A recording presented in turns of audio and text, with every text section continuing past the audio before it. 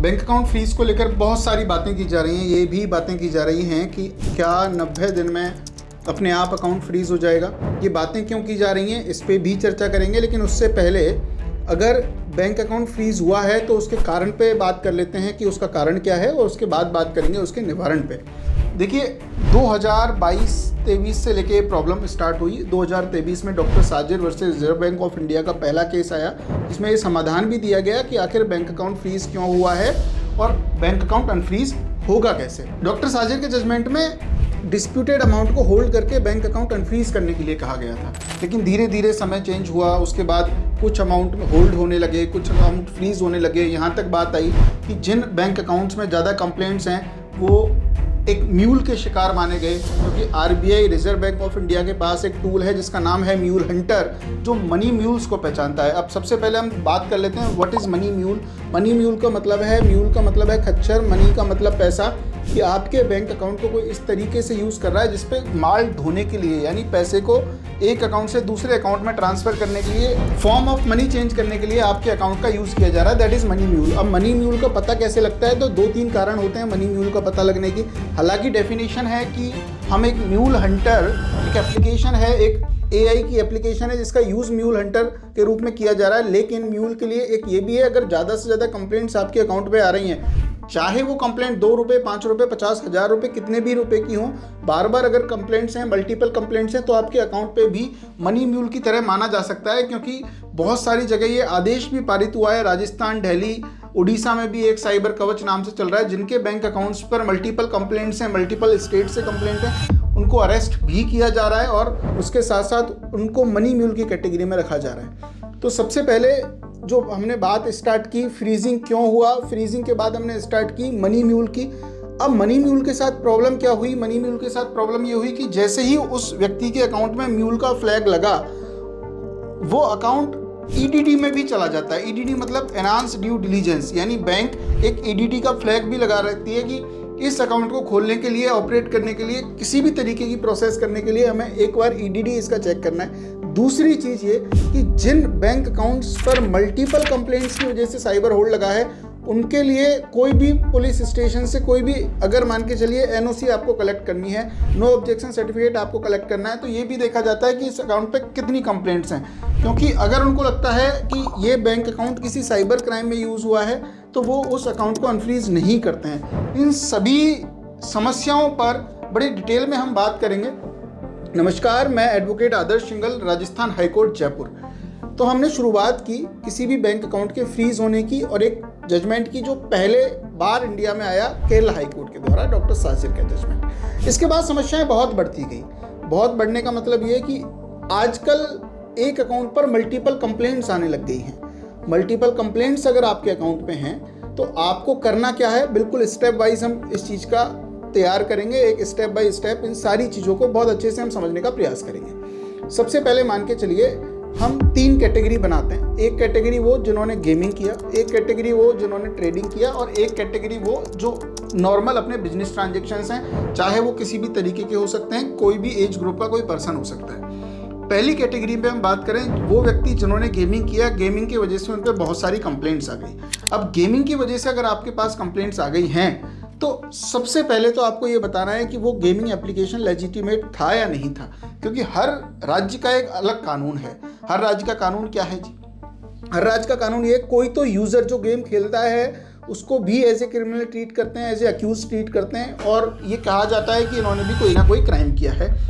किसी स्टेट में 2 महीने की सज़ा है, किसी में 3 महीने की है, किसी में नहीं भी है, किसी में 1 महीने की भी है, अगर कोई भी गेमिंग करता हुआ पकड़ा जाता है। जैसे राजस्थान है, राजस्थान में एक एक्ट है जिसके लिए ऑर्डिनेंस है एक्चुअली में, वो 1949 का, उसमें ये कह दिया गया ठीक है 1 मंथ की सज़ा का प्रावधान है। तेलंगाना में है 3 महीने की सज़ा का प्रावधान है। अलग अलग जगह पे गेमिंग के कानून बने हुए हैं। लेकिन एक promotion and regulation of the online gaming act central government लेके आती है सभी राज्यों के लिए। उसमें यूज़र के लिए कुछ स्पेसिफिक प्रोविज़न नहीं है कि जो व्यक्ति गेम खेल रहा है उसको क्या सज़ा होगी या नहीं होगी। हालांकि उसमें यह कह दिया गया कि हम यूज़र के इंटरेस्ट में काम करेंगे, लेकिन ये नहीं कहा गया कि उसको सज़ा मिलेगी या नहीं मिलेगी। तो गेमिंग जो promotion and regulation of the online gaming act है, उसमें 3 कैटेगरी बना दी, सेक्शन 5, 6, 7। उसमें अलग अलग तरीके से डिफाइन कर दिया कि जो गेम बनाएगा उसको सजा देंगे, प्रमोट करेगा उसको सजा देंगे, गेमिंग एप्लीकेशन को जो बैंकिंग ट्रांजेक्शन्स में मदद करेगा यानी पेमेंट गेटवेज वगैरह उनको भी हम सजा देंगे। करोड़ रुपए की पेनल्टी, 2 साल 3 साल की, इस तरीके से जेलों का प्रावधान दिया गया है। उन लोगों के साथ क्या करना है, तो सबसे पहले आपको ये देखना है कि किस स्टेट से आपका बैंक अकाउंट फ्रीज हुआ है गेमिंग की वजह से। उस स्टेट में आपको किस तरीके से अपने आप को डिफेंड करना है। अगर वहाँ सजाओं का प्रावधान है तो एक बात यह है, अगर आप कंपाउंड करना चाहते हैं उस ऑफेंस को, आपने सिर्फ गेमिंग किया है, कोई साइबर क्राइम नहीं किया है, और वो भी आपको लगता है कि आपकी गलती नहीं थी, आपको पता भी नहीं था कि इस तरीके की भी प्रॉब्लम क्रिएट हो सकती हैं, तो एक ऑप्शन आपके पास ये रहता है कि आप उस ऑफेंस को कंपाउंड कर लें। कंपाउंड मतलब राजीनामा। जितना भी विक्टिम के साथ फ्रॉड हुआ है, आपको लगता है कि जी ये रिटर्न करने से हमारा काम हो सकता है, तो you can return money to the victim.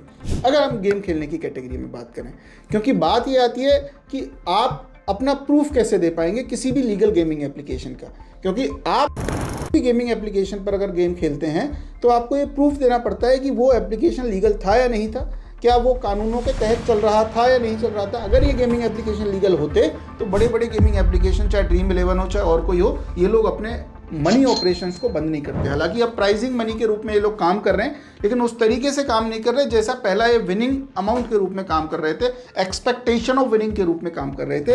ये सिर्फ ये कह रहे हैं कि हम आपको प्राइज मनी के रूप में दे रहे हैं। तो ये ऑप्शन आया कि आपने उन गेमिंग एप्लीकेशंस से जो आपके पास फंड रिसीव हुआ है उसको, अपनी कंप्लेंट्स को कंपाउंड कराया और अपना रिप्रेजेंटेशन भी दिया कि साहब इस तरीके से मेरे साथ हुआ, इस तरीके से मेरे साथ फंड आया है, मैंने भी लॉस किया है, मेरे को भी लॉस हुआ है, और आप अपना पक्ष मजबूती के साथ उनके पास रखें।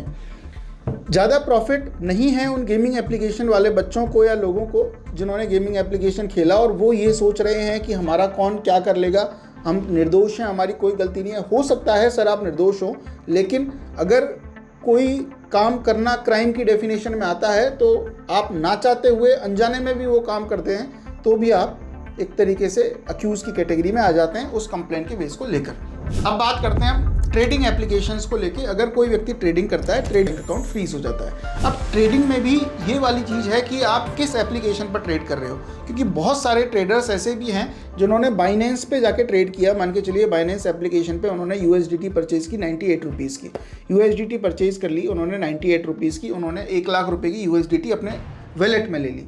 अब उनको लगा कि बाइनेंस पे 98 रुपये में जो हमने परचेज़ किए वो 99 में बिक जाएगी या 98 से भी कम हो गई है, हमारी USDT नहीं बिक रही है, तो वो क्या करेंगे, किसी दूसरे एप्लीकेशन पर जाएंगे, दूसरे एप्लीकेशन पर जाके और उसके बाद वो USDT वो सेल करते हैं, अपनी बात करते हैं, वो कहते हैं जी हम सेल कर देंगे, और वहाँ पर रेट मान के चलिए 105 रुपये चल रही है। तो उनको लग रहा है कि ठीक है भाई 105 रुपये चल रही है, हमें कुछ प्रॉफिट होगा, और प्रॉफिट के चलते हम दूसरे एप्लीकेशन पर बेच देते हैं। अब बात ये आती है, क्या आपने ये देखा कि उस एप्लीकेशन पर जिस पर आपने ये क्रिप्टो करेंसी बेची, क्रिप्टो बेची, क्या वो एप्लीकेशन लीगल था या नहीं था? अगर वो एप्लीकेशन ही लीगल नहीं है तो आपके द्वारा किया गया ट्रांजैक्शन भी इलीगल की कैटेगरी में आ जाएगा। अब आपका सवाल ये होना चाहिए जी हम पता कैसे करें लीगल है या इलीगल है? तो इसके लिए फाइनेंशियल इंटेलिजेंस यूनिट होती है। किसी भी ट्रेडिंग एप्लीकेशन को मैनिपुलेट करना, ऑथोराइज करना, रेगुलेट करने के लिए एक यूनिट बनाई गई है मिनिस्ट्री ऑफ होम अफेयर्स के द्वारा, जिसको काम है किसी भी क्रिप्टो ट्रांजैक्शंस को, वर्चुअल असेट्स को, crypto is a virtual asset, जो इनकम टैक्स एक्ट की परिभाषा दी हुई है इनकम टैक्स एक्ट में, वो वर्चुअल असेट है। करेंसी का स्टेटस इंडिया में इसको प्राप्त नहीं है, इसीलिए हम बोलते हैं कि क्रिप्टो ना तो लीगल है ना इलीगल है, तो नॉट इलीगल की कैटेगरी में रखा हुआ है इसको। अब वर्चुअल असेट की आप ट्रेड करते हो, आप कहते हो जी मैंने तो ट्रेड किया, मैं टैक्स भर रहा हूँ, सब कुछ कर रहा हूँ, लेकिन बात यह है जिस प्लेटफॉर्म पे आपने ट्रेड किया क्या वो लीगल है या नहीं है? अगर वो प्लेटफॉर्म ही इलीगल है तो आप कैसे अपने आप को प्रूव कर सकते हो? आप मान के चलिए कोई ऐसा आप काम करते हैं जहाँ पे आपको पता है वो काम ही इलीगल है, कोई जैसे कोई कह दे आपसे जी कि आप मेरे से कॉन्ट्रैक्ट कर लीजिए और आपको किसी को मर्डर करना है, और आप बाद में कहते हैं जी मैंने किसी का मर्डर भी कर दिया और मेरे को ये पैसा भी नहीं दे रहा, इसने मेरे से कहा था 5 लाख रुपए दूंगा। तो इसका मतलब ये थोड़ी ना है कि आप उससे 5 लाख रुपए के लिए कोर्ट में चले जाओगे, ब्रीच ऑफ कॉन्ट्रैक्ट का केस कर दोगे, क्योंकि ब्रीच ऑफ कॉन्ट्रैक्ट इसलिए नहीं हुआ, वो आपने कॉन्ट्रैक्ट ही इलीगल किया था, आपको खुद को सजा मिल जाएगी, क्योंकि मर्डर करना ही इलीगल था। इलीगल चीज़ों का थोड़ी ना कॉन्ट्रैक्ट हो सकता है। तो उस एप्लीकेशन पर आप कॉन्ट्रैक्ट कर रहे हो, किसी पर्सन से पीयर टू पीयर ट्रांजेक्शन कर रहे हो और ये कह रहे हो जी कि मैं आपको USDT दे देता हूँ, INR आप मुझे 105 रुपये के हिसाब से दे दीजिए, तो उस एप्लीकेशन पर किया गया कॉन्ट्रैक्ट भी तो इलीगल हुआ। इसी तरीके से आप ये कह सकते हो, अगर आपका बैंक अकाउंट उस प्लेटफॉर्म की वजह से फ्रीज है तो इन्वेस्टिगेटिंग ऑफिसर को ये पावर है कि वो उस प्लेटफॉर्म की वैलिडिटी भी चेक कर सकते हैं, वो आपके ट्रांजैक्शन को वैलिड माने या ना माने। लेकिन हाँ, ये जो एप्लीकेशंस हैं ये अगर वैलिड हैं, जिन भी आप ट्रांजैक्शन, जिन भी आप वैलिड्स पर कर रहे हो, जिन भी आप प्लेटफॉर्म्स पर कर रहे हो, वो वैलिड हैं, आप उनकी वैलिडिटी FIU के सर्टिफिकेशन के साथ आप प्रेजेंट करिए, आप अपने प्रूफ दे सकते हैं जी मैंने ये क्रिप्टो का ट्रांजैक्शन किया, क्रिप्टो के ट्रांजैक्शन की वजह से मेरे अकाउंट में पैसा आया, मैंने कोई भी गलत काम नहीं किया। अब बात आती है तीसरे पॉइंट की कि डे टू डे लाइफ में हम ट्रांजैक्शंस करते हैं। मैं एक बिजनेसमैन हूँ, मैं कोई एक आम आदमी हूँ, चाहे मैं डॉक्टर हूँ, चाहे मैं वकील हूँ, मैं कुछ भी हूँ, मेरे पास कोई भी पैसा आ गया जी, मैं मेरे ऊपर एग्जांपल लेके देखता हूँ। मैंने कोई किसी का काम किया, मेरे को किसी ने फीस डाली, 50,000 रुपीज़ फीस डाली, लेयर 6-7 में जाके कंप्लेंट हो गई। अब मेरे पास ये जिम्मेदारी है कि मैं उसका प्रूफ कैसे जनरेट करूँ। सबसे पहली चीज़, क्योंकि अगर ऑनलाइन लेना ही बंद कर दे, बहुत सारे एग्जाम्पल्स हैं इस कैटेगरी में, तो मेरे ऊपर जिम्मेदारी है कि सबसे पहले मैं उस पर्सन को सूचित करूं जिसने मुझे ये फ्रॉड का पैसा डाला है कि साहब आपके वजह से मेरे पास ये अकाउंट में लिंक लगा है, आप इस पैसे को भरिए और जितना भी डिस्प्यूटेड अमाउंट है आप वहाँ सबमिट करिए।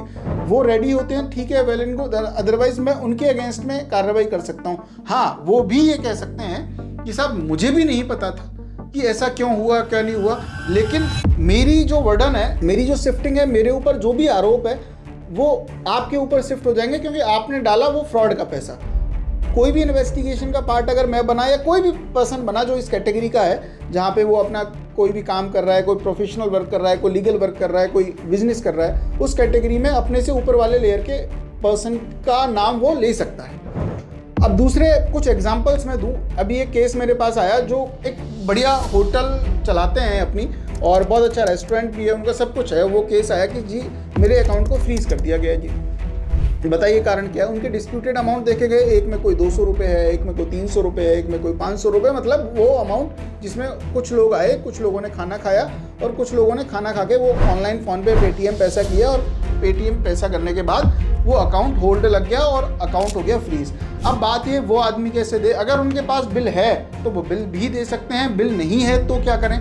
बिल नहीं है तो वो ये दिखा सकते हैं होटल के जो भी उनके पास फूड लाइसेंस हुआ, जो भी GST फॉर्म है, GST फॉर्म नहीं है, MSME है, SOP एक्ट है, कुछ भी है, वो प्रूफ करें कि हाँ मैं एक होटल का व्यापारी हूँ, मैं हर चीज़ का बिल नहीं देता हूँ। गोलगप्पे वाले के अकाउंट में 60 रुपये का होल्ड लग जाए, गोलगप्पे वाला बिल कहाँ से लाएगा? इन्वेस्टिगेशन एजेंसी भी समझती है, कोर्ट भी समझते हैं, एडवोकेट्स भी समझते हैं और कॉमन मैन भी समझता है। तो आपको ये प्रूफ करना है कि मेरा व्यापार क्या है। अगर आप इस तरीके के कोई व्यापार करते हैं जहाँ ना तो आपके पास बिलिंग है, ना सर्टिफिकेट है, ना कुछ है, तो आप एक काम कर सकते हैं कि आप अपने जो भी आइडेंटिटीज़ हैं, जो भी आप काम करते हैं, मान के चलिए कोई गोलगप्पे का काम कर रहा है, कोई फोटोकॉपी का काम कर रहा है, तो वो अपने प्रूफ बाई फोटोज़ और इन सब के साथ सबमिट करें और उनको मेल करें। मेल आईडीज़ आपको cybercrime.gov.in पे नोडल ऑफिसर्स की मेल आईडी मिल जाती हैं, वो भी आप देख सकते हैं। अगर नहीं भी हैं तो गूगल पे सर्च करके भी आजकल मेल आईडीज़ इजीली अवेलेबल हैं, ये आप काम कर सकते हैं। अब इसके बाद बात आई, जो लास्ट आपका प्रश्न रहता है कि ये 90 डेज़ का लॉजिक क्या है साहब, 90 डेज़ में क्या होगा? तो 90 डेज़ के लिए ये मैकेनिज्म बना रखी है, ग्रीवेंस रेड्रेसल मैकेनिज्म, कि किस तरीके से आप बैंक में जाके एक रिक्वेस्ट फॉर्म जनरेट करने के बाद आपको इन्वेस्टिगेटिंग ऑफिसर, बैंक मैनेजर और आपकी एक वीडियो कॉल होगी। वीडियो कॉल पे आप अपने जो भी एविडेंसेज हैं वो फाइल करेंगे। अगर वो सेटिस्फाइड होते हैं वेल एंड गुड, नहीं सेटिस्फाइड होते हैं डिस्ट्रिक्ट ग्रीवेंस ऑफिसर के पास जाएगी, डिस्ट्रिक्ट ग्रीवेंस ऑफिसर भी सेम प्रोसेस करेगा। वो सेटिस्फाइड होता है वेल एंड गुड, नहीं होता है स्टेट ग्रीवेंस ऑफिसर के पास जाएगा। स्टेट ग्रीवेंस ऑफिसर भी सेटिस्फाइड नहीं होता है, then you can move to the court, concern court. मतलब लड़ाई आपको लड़नी पड़ेगी। आप ये कह के, सिर्फ इस बात को कह के कि सरकार ने ऐसा कर दिया, वैसा कर दिया, ठीक है, ये बहुत आसान है कहना, मैं भी कह दूँ, आप भी कह दो, ये कोई भी पर्सन कह सकता है। लेकिन जिस व्यक्ति के साथ परेशानी है, जो व्यक्ति परेशानी में है, वो कभी इन चीज़ों में नहीं जाएगा, वो अपने सिर्फ सॉल्यूशन पे बात करेगा। उसको कहीं ना कहीं कैसे भी उसको अपना सॉल्यूशन करवाना है जी। तो सॉल्यूशन अगर आपको करवाना है तो आपको ये मैकेनिज्म सीखनी पड़ेगी, क्योंकि अगर सरकार को गाली देने या किसी डिपार्टमेंट को, किसी को भी गाली देने से आपका अकाउंट अनफ्रीज हो जा रहा है, बहुत दीजिए, करवाइए, जो भी करना है करवाइए, लेकिन ऐसा पॉसिबल नहीं है। आपको एक मैकेनिज्म, एक प्रोसेस समझनी पड़ेगी, उसी प्रोसेस के थ्रू आप अपना काम करवा सकते हो। लीन अमाउंट भी इसी तरीके से हटता है जिस तरीके से आपने एक रिक्वेस्ट फॉर्म जनरेट किया। अब बात करें फ्रीज होगा कब और कब नहीं होगा, तो पहले तो 1930 पर कॉल करने से डायरेक्ट फ्रीजिंग हो रही थी, आजकल डायरेक्ट फ्रीजिंग नहीं हो रही है। आजकल फ्रीजिंग के लिए आपको 168 BNNS और 94 BNNS का एक नोटिस डालना पड़ता है, जिसमें उसी डिस्प्यूटेड अमाउंट को होल्ड करवाना है। अगर आपका अकाउंट फ्रीज है, तो आप ये देख सकते हैं कि कोई क्या लेटर 106 का आया है क्या बैंक के पास। 106 इन्वेस्टिगेटिंग ऑफिसर्स को पावर देता है टू फ्रीज द अकाउंट और to seize the certain property कुछ लिमिटेड टाइम के लिए। लेकिन उसके लिए भी कंडीशन है कि आप कंप्लाइंस करवाएंगे, आप नियरेस्ट मजिस्ट्रेट के पास जाएंगे और इसमें 106 सब क्लॉज 3 की कंप्लाइंस करवाएंगे, उसके बाद ही आप किसी भी बैंक अकाउंट को फ्रीज कर सकते हैं। तो आपका डिफेंस एक ये बन गया कि 106 सब क्लॉज 3 की अगर कंप्लाइंस नहीं है तो आपका बैंक अकाउंट ही फ्रीज नहीं हो सकता। तो इस पॉइंट पे भी आप कोर्ट में भी मूव कर सकते हैं और आप एक रिप्लाई भी दे सकते हैं, क्योंकि अधिकार सबका है आपका कानून जानने का। बात यह है कि आप सही तरीके से प्रोसेस कैसे करते हैं। और मैंने ये देखा है, जो पर्सनल एक्सपीरियंस है, जो भी इस तरीके के लोग हैं जो समझते हैं, बहुत पॉइंट टू पॉइंट बातें करते हैं, सही तरीके से बातें करते हैं, हमारे पास भी रिव्यू आते हैं, वो अपना काम करवा लेते हैं और अब सारी समस्याओं का समाधान अपना करवा चुके होते हो। तो आपको ये वीडियो कैसी लगी और क्या जानना चाहते हैं इस बैंक अकाउंट फीस के रिगार्डिंग, आप प्लीज़ कमेंट सेक्शन में हमें बता दीजिए। हम कोशिश करेंगे आगे जब भी वीडियोस बनाएं हम केस स्टडीज़ को लेके आए कि किस व्यक्ति का अकाउंट कैसे अनफ्रीज हुआ, किसके साथ क्या हुआ, किसके साथ क्या नहीं हुआ। Thank you so much. जय हिंद, जय भारत।